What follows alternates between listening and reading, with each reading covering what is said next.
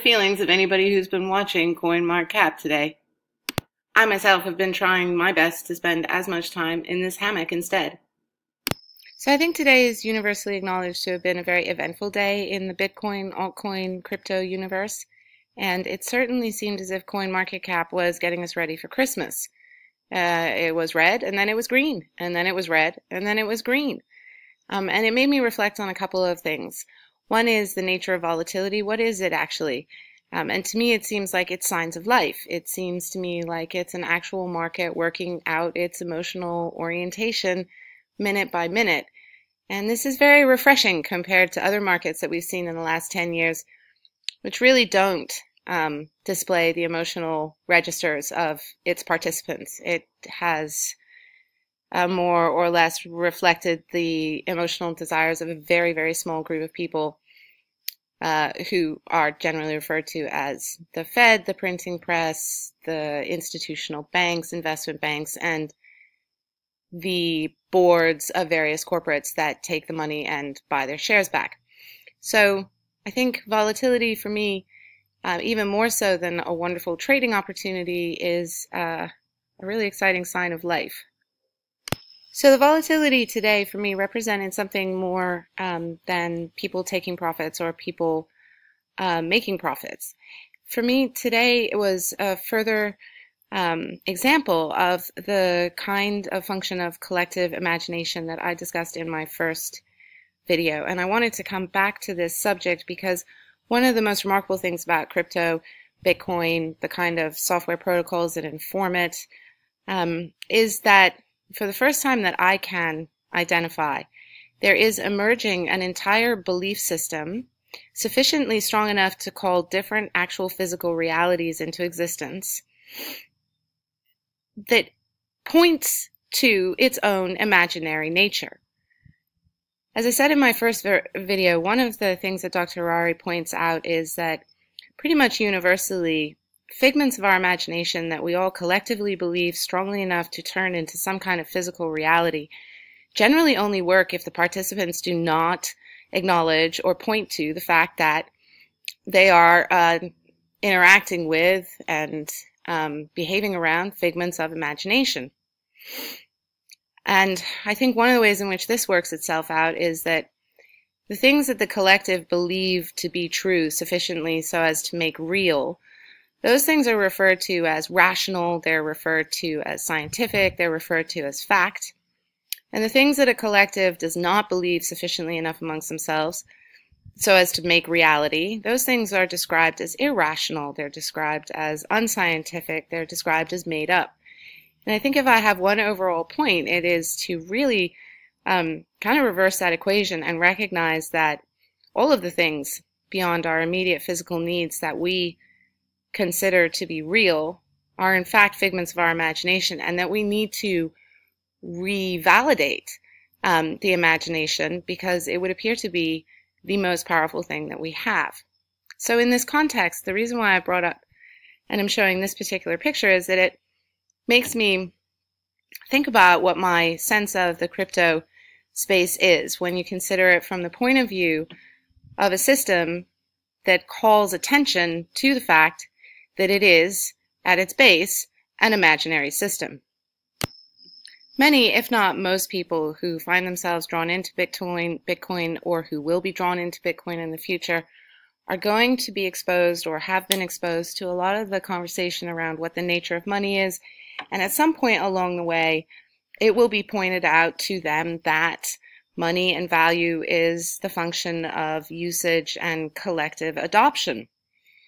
This is all very well and good, but it does require a degree of commitment and a degree of belief in the figments of one's own imagination that one believes enough other people also believe. It requires a degree of faith and conviction that other forms of consensus imaginings really haven't asked before. This goes hand in hand with the kind of remarkable fact that the very language of the programming and the code at the heart of Bitcoin is highly explicit about the use of game theory. The whole conversation at the center of the people who have developed and used, defended, promoted, is a language of game theory, and it is an explicit rehearsal of people's competing needs and motives, and a great deal has come out of the economic behaviorist school. So it is fascinating to watch a system and watch participants in a system evolve with a kind of essential postmodern self-awareness, questioning of the very premise that created it in the first place. This kind of awareness of the fragility of the very structure that's calling the thing into being is one of the things that I think it makes it so challenging for rational players in the space who can speak at length about the ways in which emotion will move market participants and yet still be subject to huge emotion. I think that at the heart of every question that goes something like, the market is doing this, what should I do, is actually a version of, it looks like all these other people around me are doing all kinds of things, what should I feel? Which is really pretty tantamount to what should I believe, which then leads one back into a universe of, well, this is the fact and that is the chart and this is the story and that's what's happening. CryptoSpark today observed that when a whole group of people start talking about how a market is going to go down, there's going to be a correction, there can be created a self-fulfilling prophecy of a correction. Likewise, the same argument is true with regards to a bull run. I think here that the participants would be really well advised to remember that they themselves are participating simply through their belief systems and their feelings. The reality of digital currencies, crypto, the new revolution coming, but they're also absolutely changing the price that they themselves are being emotionally stimulated by.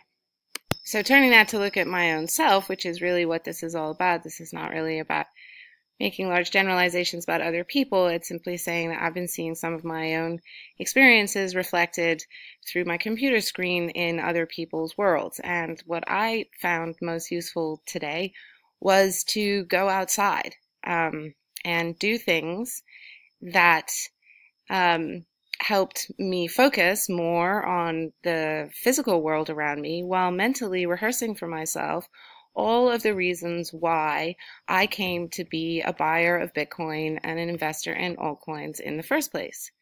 And to walk myself through the emotional discipline of recognizing that, of course, my belief system is based on imaginary things. Of course, my belief system doesn't come with any kind of guarantees. And that I had to actually walk my own talk, which meant that in order for the reality that I want to be real, I have to believe that that reality exists, which means that I have to believe in all of the cogent imaginary coherence that surrounds Bitcoin and worry less about unproductive conversations about rational versus irrational fears. So this etching that I put in by MC Escher, I put in because I wanted to just make a few quick observations about what I'm seeing as patterns that are interesting to me. And I think human beings are hardwired to be interested in and create and analyze patterns. So on the first point has to do with the fact that if one stays awake for 24 hours more or less, watching the various markets in the various ways that one can through multiple exchanges and so on, it's a really interesting phenomenon to watch what happens as various parts of the world go to sleep and various parts of the world wake up.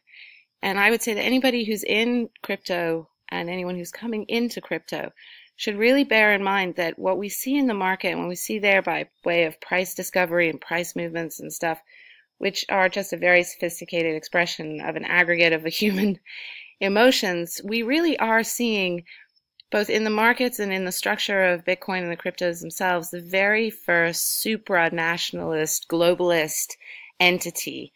And that many people have been talking about the existence of globalism and so on and so forth. But to me, what we've really had for the last 20, 30 years is a kind of third stage competitive pseudo-imperialist project.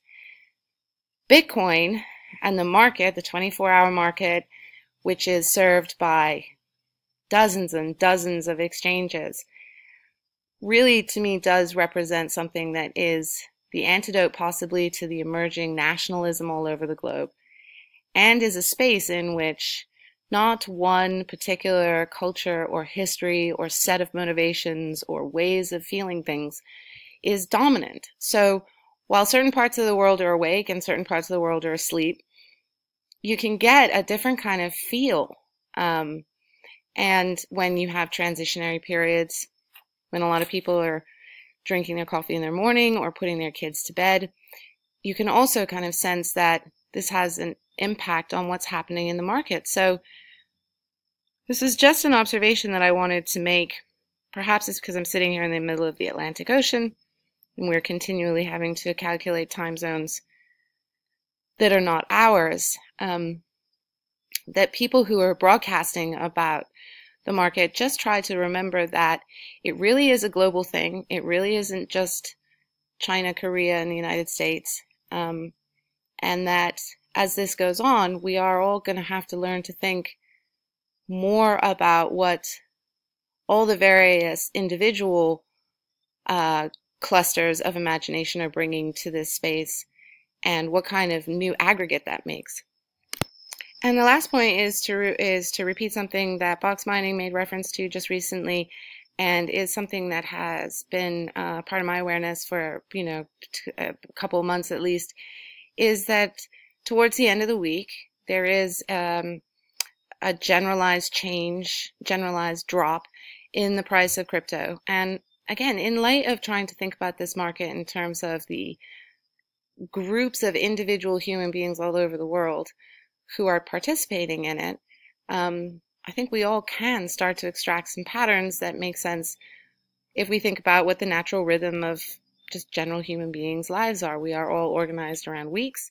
If each of us who are Bitcoin owners are now our own banks, we may well be practicing our own kind of closing tallies for the week or for the month, and that we can see emerging in this space some of the kinds of rhythms that exist everywhere else and have always existed in financial markets for as long as there have been people.